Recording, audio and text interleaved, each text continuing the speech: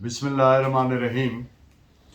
आज का हमारा लेक्चर जो है ये सेक्शन 101 और 102 सीआरपीसी पर प्राइमरीली हम गुफ्तगू करेंगे।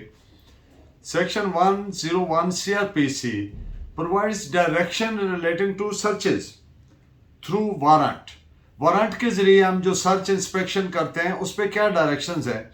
तो इसमें जो बुनियादी बात है वो ये है कि जो प्रोविजंस हैं सेक्शन 43, 75, 77, 79, 82 एंड 84, वो तमाम प्रोविजंस ऑब्जर्व होंगी जितने भी वारंट जारी होंगे सेक्शन 96, 98, 99 ए एंड सेक्शन 100 के तहत। अब मुख्तसरन अर्ज कर दूं कि सेक्शन जो ऑब्जर्व करने हैं उनमें क्या है। मसलन सेक्शन 43 है aid to person executive warrant, जो आदमी वारंट पे अमल दरामद करा रहा है उसकी मदद करना। Section 75 form of the warrant, warrant की क्या हैत होगी, क्या फॉर्म होगी, शक्ल होगी। सेक्शन 77 सीआरपीसी, ये सारे सीआरपीसी के सेक्शंस हैं कि वारंट किसको डायरेक्ट किया जाएगा, किसको कहा जाएगा कि आप इस पे अमल दरामद करें। और section 79 CrPC warrant it directed to police officer. Section 82 where warrant में बी एग्जीक्यूटेड, जिस जगह पर उस पे एग्जीक्यूट करना है, अमल दरामद कराना है। और सेक्शन 84 है warrant directed to police officer outside the jurisdiction. ये जितनी प्रोविजंस में प्रोवाइडेड हैं। और सेक्शन 52 सीआरपीसी 48 एंड 52 आल्सो, उनको भी ऑब्जर्व करना है इफ नीड बी, अगर उसकी जरूरत महसूस हो। तो वारंट्स जो उनसे भी जारी होते हैं, आपको पता है section 96 at the cost of repetition I am saying 98, 99 A and section 100 CrPC. तो ये है सेक्शन 101।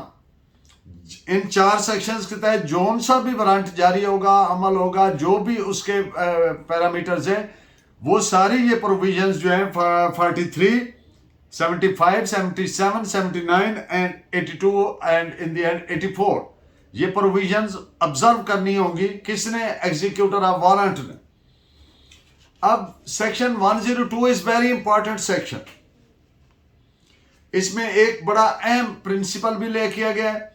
और बाकी इसकी क्या प्रोविजंस है। अगर कोई प्लेस, कोई जगह जिसको सर्च करना है या इंस्पेक्ट करना है और वो क्लोज्ड प्लेस है, तो उस जगह के अंदर जो रिहायशी है या उस जगह का जो इंचार्ज है, तो जो ऑफिसर है जिसने वारंट एग्जीक्यूट करना है, वो उस आदमी इंचार्ज को या उस रिहायशी को वो वारंट पेश करे, दिखाए, उससे सीक परमिशन, इजाजत मांगे। किस चीज की? फ्री इंग्रेस की, कि उसको अंदर दाखिल होने की इजाजत दी जाए। और अगर वो इजाजत नहीं देता है, तो फिर सेक्शन 48 आ जाएगा सीआरपीसी। सेक्शन 48 आप जानते हैं कि जिसमें एग्जीक्यूटर ऑफ वारंट के पास पावर है कि हस्बे जरूरत वो विंडो ब्रेक कर सकता है, डोर ब्रेक कर सकता है और अंदर दाखिल हो सकता है। जो जरूरी ताकत है वो इस्तेमाल कर सकता है। अगर जरूरी समझे तो मजीद पुलिस इमदाद भी ले सकता है। और आप एक और बात भी ध्यान में रखें, अगर वहां पे अंदर जहां पे सर्च की जानी मकसूद है, मतलूब है, वहां पे कोई खातून है, तो फिर सेक्शन 52 सीआरपीसी को ना भूले, उस पर पूरा अमल हो। और आप जानते हैं कि सेक्शन 52 सीआरपीसी प्रोवाइड्स कि जब किसी खातून को डील करना है, सर्च करना है, इंस्पेक्ट करना है, खातून है अंदर, तो फिर सिर्फ लेडी पुलिस करेगी। और दूसरी एक लेडी पुलिस और दूसरी क्या बात ऑब्जर्व करेगी, प्रॉपर डिसेंसी ऑब्जर्व करेगी। ये नहीं है कि 10 बंदे खड़े उधर सर्च शुरू कर देगी, उसको साइड पे करके या कर्टन करके, पर्दा करके, यानी जो एक डिसेंसी में आता है, पूरी तहजीब और इज्जत और वकार के साथ, फिर उसकी सर्च करेगी। तो ये बुनियादी इसका लुब-ए-लुबाब है सेक्शन 102 का। अब सेक्शन 102 के रिलेटेड जो सूरत हाल जौन सी भी जिन पे सुपीरियर कोर्ट्स ने फैसले दिए, वो आपके लिए सर्च किए हैं ताकि इसका क्लियर कंसेप्ट जो है बिल्कुल उसमें कोई शक शुबा ना रह जाए। तो पहली बात ये है, सेक्शन 102 सब क्लास 3 में भी एक चीज और प्रोवाइडेड है कि अगर वहां पे अंदर कोई शख्स ऐसा है जो अपने आप को कंसील कर रहा है या जिस आर्टिकल को सर्च करना है उसको छुपा रहा है, तो उस शख्स की भी तलाशी हो सकती है। अब इस पे केस लॉ के जरिए आपको कंसेप्ट क्लियर करता हूं कि section 102 primarily is meant for the search of a closed place, search और इंस्पेक्शन। तो उसका जो इंचार्ज है या जो अंदर रिहायशी है, जो भी है, जैसी भी सूरत हाल, उसको पहले इतला करे। Shall inform, shall word use हुआ है इस सेक्शन में। Shall inform him and produce the warrant and seek the permission. Shall लाजमी है, यानी कि उसको इतला करे, वारंट दिखाए, इजाजत मांगे। ये सारा ऑब्जर्व करने के बाद फिर अगर जरूरी हो वो इजाजत ना दे तो फिर उसके पास इख्तियार है सेक्शन 48 और 52 के तहत। अगर ऐसा नहीं किया, अब दो चीजें हैं, privacy of the closed place and dignity of person. आप जानते हैं ये दोनों फंडामेंटल राइट्स हैं और इनको वायोलेट नहीं किया जा सकता, इनकी खिलाफ वर्जी नहीं की जा सकती, एक्सेप्ट एक ही सूरत हाल है जब इस पे कहें कि खिलाफ फंडामेंटल राइट को अफेक्ट किया जाए, due process of law, except due process of law, इनकी किसी सूरत वायलेट नहीं किया जा सकता। So this is provided. इस पॉइंट पे आप केस लॉ नोट फरमाएं, PLD 1993 पिशावर पेज 135। अब एक सूरत हाल ऐसी हुई कि जो पुलिस ऑफिसर था वारंट पे अमल दरामद एग्जीक्यूट करना था, तो अगला दरवाजा खुला था, फ्रंट डोर, तो उसने क्या किया कि पिछला दरवाजा तोड़ के एंटर हुआ।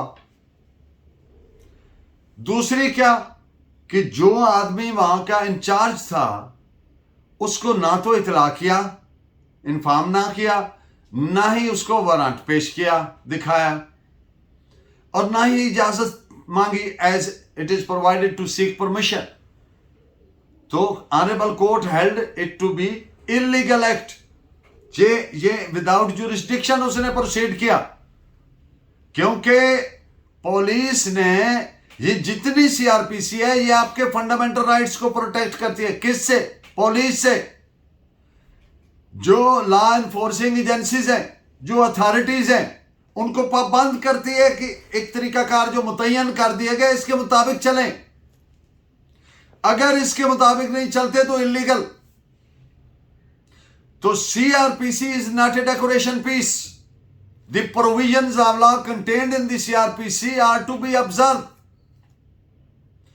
मिन इन लेटर एंड स्पिरिट। अगर उन पे अमल नहीं होता तो लोगों के फंडामेंटल राइट्स अफेक्ट होते हैं, वायलेट होते हैं। तो इस पॉइंट पे ये जो दरवाजा पिछला तोड़ा जबकि अगला खोला था और वगैरह वगैरह जो मैंने बात की, इस पॉइंट पे आप केस लॉ नोट करें। AIR 1957 Orissa page 130। अब एक बड़ा ही अहम जजमेंट इंडियन सुप्रीम कोर्ट की रखूंगा जिसमें बड़ा अहम प्रिंसिपल लेट डाउन है। अब जिसने एग्जीक्यूट करना है वारंट, उसने ना तो इलाका के लोकेलिटी के रेस्पेक्टेबल्स को एसोसिएट किया। अब सर्च करनी है तो आप जानते हैं सेक्शन 102 इंटर एरिया प्रोवाइड्स कि जो जब सर्च करनी है, तलाशी करनी है, इंस्पेक्ट करना है, तो एग्जीक्यूटर ऑफ वारंट क्या करेगा? जिस जगह को सर्च करना है उस जगह की, उस लोकेलिटी के 2 मुअज़्ज़िज़ीन को बतौर बरामदगी के गवाह, बरामदगी के गवाह को मशीर बोलते हैं, विटनेस ऑफ रिकवरी को मशीर, MASHIR, उनको एसोसिएट करेगा to witness the recovery, to witness the search.